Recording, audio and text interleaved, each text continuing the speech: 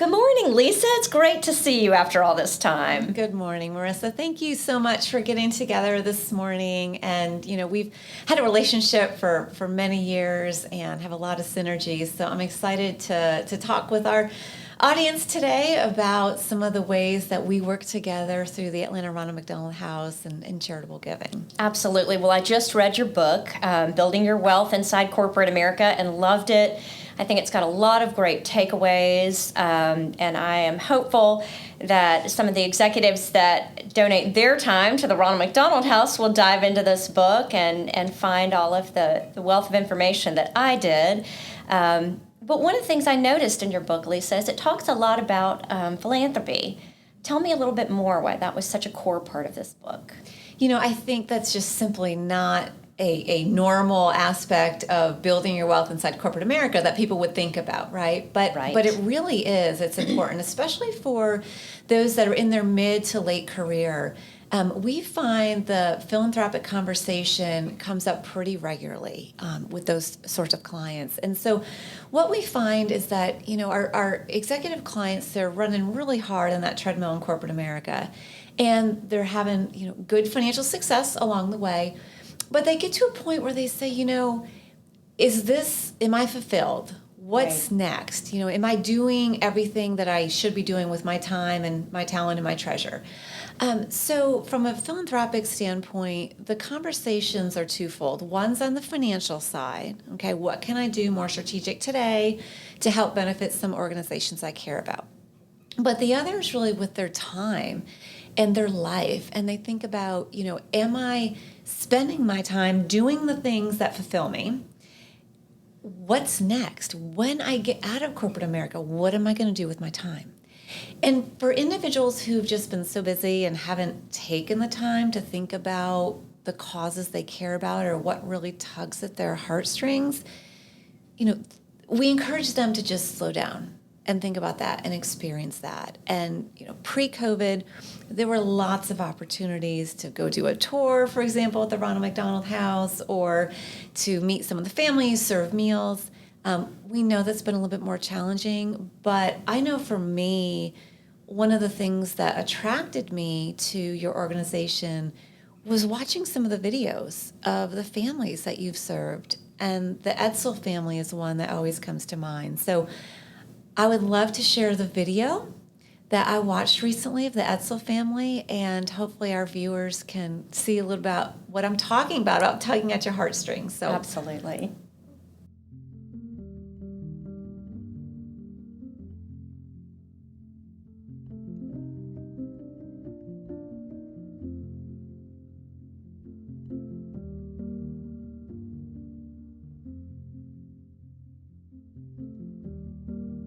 I woke up with Tristan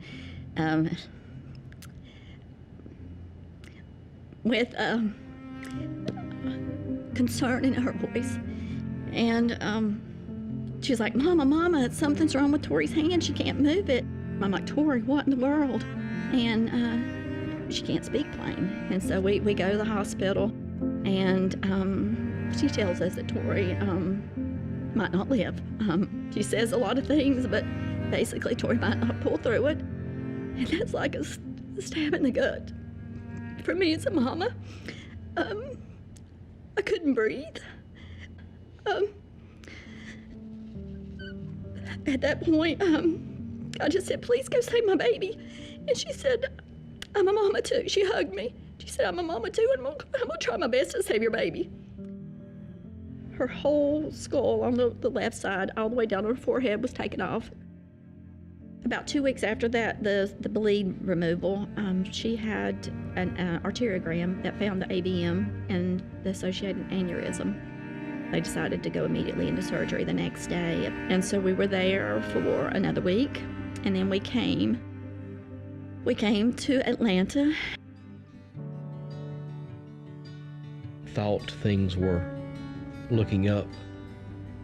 Then kidney failure brought us here, and we spent a month in PICU and left here at the end of August.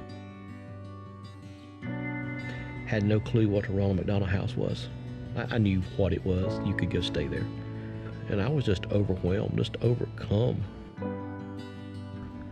I didn't know meals and everything were provided. I cannot imagine what 6 months of hotels would have cost. I really, really can. And that's a huge burden taken off of you.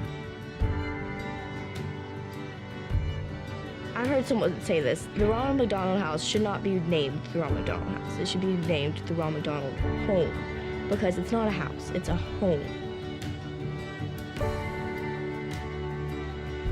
We're closer than most sisters, very much. They know each other so well. I don't know where I'd be if it wasn't for her. So this place, Ronald Mac, has brought my family together even more than it was before. The Ronald McDonald House and the staff have made it easier, have allowed us to survive one day at a time and have some hope and some light and some love.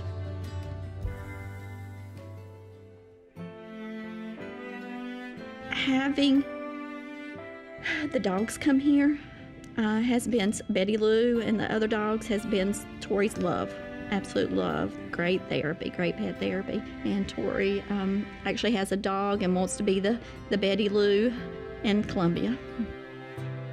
Each little thing she can do gives her hope, but she's a fighter. I definitely want to get back to dancing, and I'm trying my hardest, going to dance classes and watching and trying to participate in them. We're all one family here. And everyone here is in the same boat you're in. And so you have a support system here. There's people ahead of you that can tell you it's good. And there's people behind you that you can also share.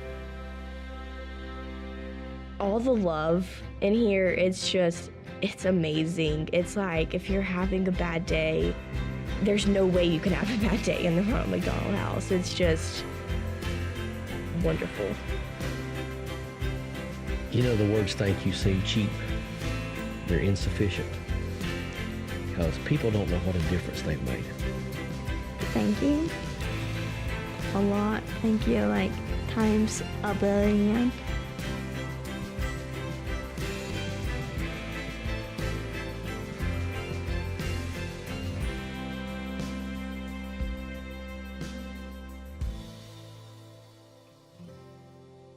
I love the Edsels. They are just really a great example of the strength and bravery and tenacity of our families and the kids who battle the unimaginable and come back from it. And I think that's really the magic of the Ronald McDonald House is those transformative family experiences that happen inside the houses every single day. And circling back to philanthropy, I think, Lisa, we've all had this moment lately where we've had to slow down and we've all taken stock about what really matters in life. How do I want to spend my time? What's the best way to do it? For us, one of the things that really makes a huge difference, we've got a couple great donors who every year dig deep into their corporate portfolios of either McDonald's or Coca-Cola stock, and they make a transformative difference for our families. For example, one of those stock gifts could fund 10 different families' average stays at the charity, and that is a game changer for us. But it's also a great benefit for those donors. They've found it's a really good way for them to have an even bigger impact than they could if they wrote those checks right out of their checking account.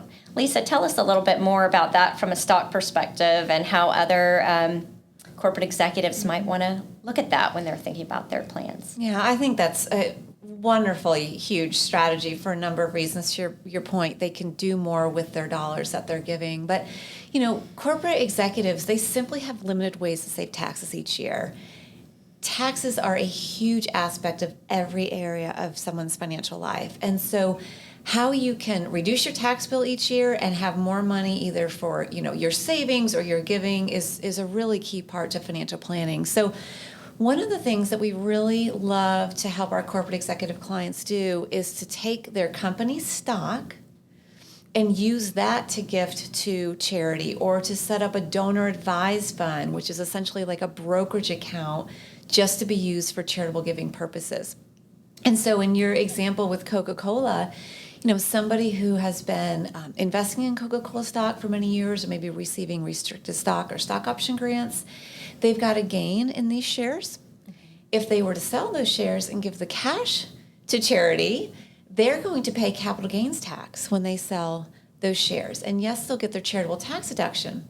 But if they transfer that stock directly to your organization or directly to a donor advised fund, they still get their same tax deduction, but they avoid paying that capital gain tax. So they're being a lot more strategic and getting more tax benefits with their charitable giving. Plus, as a financial advisor, I must say, we like seeing the diversification that can bring into the picture. A lot of people who have worked for their company for a long time, they simply have a lot of that stock on their balance sheet. And we know that can pose a risk to somebody's long-term financial plans. So this really is a win-win-win scenario. And we talk about these strategies in our book. Chapter 5 is all about taxes. So I think that's a really important chapter for anybody who's got company stock and wants to save some tax to read through. And, the other aspect financially that comes up a lot is the estate planning. Mm-hmm. This is, having a will, a trust, powers of attorney, financial and healthcare. Marissa, it doesn't matter how successful somebody's been in corporate America, how long they've been in corporate America. It's the number one area people do not have buttoned up the first time they come to our office. And why do you think that is, Lisa? People are busy. A lot of times, you get married, have a child, I have to get my will done. 20 years goes by, and that will just has a pile of dust on it, right? And so just, life happens, and people are busy, and it's just not often top of mind. But it's a really important part of somebody's financial plan is having their estate plan buttoned up. You never want to think about tragedy happening, but if you've got assets on the balance sheet, if you've got family members you want to protect, you've got to have an updated will. Now, going back to those executives that are in mid or late stage of their career, they've got a nice sized balance sheet in most cases. They've got resources they want to be smart with. And a lot of times that conversation goes to, maybe I don't want to leave all of this money to my children. Maybe I want to do some to my children, maybe some to other family members, and some to my community. And so there's a lot of strategic ways to benefit your community through your will, through your IRA and 401k beneficiary designations, and save taxes along the way. Have you ever had a donor use their estate plan to leave a gift to the Atlanta Ronald McDonald House? Absolutely, and this one is really special. We had a donor who helped us build the Ronald McDonald House over by Emory and Eggleston, and named a room for his parents at the house, which was a phenomenal gift. And then last year, we were notified that he had left an even bigger gift through his estate plan to us. It was really unbelievable. We were overwhelmed and humbled by his generosity, and that gift is going to transform thousands and thousands of lives at the charity. It makes such an incredible difference, and it's a meaningful way to really continue to have an impact for several years for your favorite charities. Yeah, it's leaving a legacy. It is. And in estate planning, that's a big part of the conversation is what sort of legacy do I want to leave? What sort of, values do I want to make sure are passed on to the next generation? And you have such a way to leave that messaging behind with what you do with your financial resources. Thinking back to the donor advised fund, one of the things that we love about those type of accounts is you can name somebody to continue to gift out of that account once you've passed away. Maybe you name a child or a brother or sister, for example, to continue on with those gifts with any balance there. But you also can name specific charitable organizations as the final beneficiaries of any money left over in your donor advised fund when you've passed away. The same thing you would do like on a 401k plan or an IRA. And that's just a really easy way over time as the causes you care about may evolve. You can change the name on the donor advised fund as the final beneficiary without having to pay a fee to a lawyer or a financial professional to do that. So it's very convenient for somebody as their life evolves, as their needs and their causes that they care about evolve, to make sure their estate plan continues to be up to date. Absolutely, and I think that that's something that's so overlooked by people. It's an easy way to benefit your favorite charity. I would say my one caution to people as you're including an organization in your charitable plans, whether it is as a beneficiary or in your will, be sure you reach out to that charity first and you have their tax ID number. I will tell you, there has been a case at least once in the past where a donor's gift hasn't gone exactly where they wanted it to go, because you've got to make sure that you've buttoned up the name of that charity and you've got their tax ID number so that your gift goes exactly where it's intended. I loved what you brought up too, Lisa, about passing that opportunity on to the next generation and sort of building your next generation of philanthropists. We're both moms, so we know how important it is for both of us to kind of pass our values on to our children. And it's a great way to get them involved at an early age and helping select causes that resonate with them and seeing the impact that they can have on changing the lives of others and really kind of paying it forward. That's right. And when you think about the amount of fulfillment that you get from, giving or helping others, it's so much more than how big the bank account is built. And we found that for many of our clients. And so this is a wonderful, wonderful opportunity to use the resources you've accumulated over the years, but be smart with them, to your point. Make sure you've got those I's dotted and T's crossed in your estate plan. I want to talk a little bit about the second half of our book. So the first half is all about building the money and saving taxes and building the 401k and things like that. But the second half of our book really talks about transitioning out of corporate America. And we have seen that work really well for a number of people who can be thoughtful about that transition. Sometimes it happens with a thud. Sometimes your company asks you to leave, maybe when you're not quite ready. And that can be an emotional roller coaster for somebody, for sure. But the earlier you can start thinking about what's next for me, whether you have control of it or your company controls it for you, we found is just so important for your overall life and happiness. And I remember a client years ago. He had built a good amount of wealth through company stock. And he said to me one day, Lisa, I'm just not fulfilled selling hammers anymore. And he transitioned out of a very successful career in corporate America to go help run a nonprofit. And he's so happy, so much more relaxed. I think that some of that day-to-day pressure he had before, maybe he put on himself, was not there. But he continues to be generous with his wealth, is probably going to be working a lot longer in this environment, in a place he cares about, that he's passionate about, that maybe in his role, it's a little bit less pressure than before. But I think that something like that can actually add years to your life and add years of happiness to your life. So I always encourage clients, again, to start thinking about these transitions early. And those that haven't paused to do that, what sort of opportunities in normal times could they take advantage of through the Atlanta Ronald McDonald House to explore whether this is an organization that they'd like to be involved with? Thank you. That's a great question. I mean, what is it all for? Why do we work, and what do we want at the end of the day, and what matters? I think the biggest thing to do is kind of reach out and connect and find where your talents align with what the organization needs. Right now, I think we've got a lot of opportunity for people to kind of share their strengths on our board or advisory council, helping plan an event or connect the dots. I think one of the biggest things people can do when they find an organization that they love is help bring other people to the table. That's one of the hardest things, I think, as a charity is how do you get the word out about what your needs are, and how do you kind of broaden your circle of friends, as it were.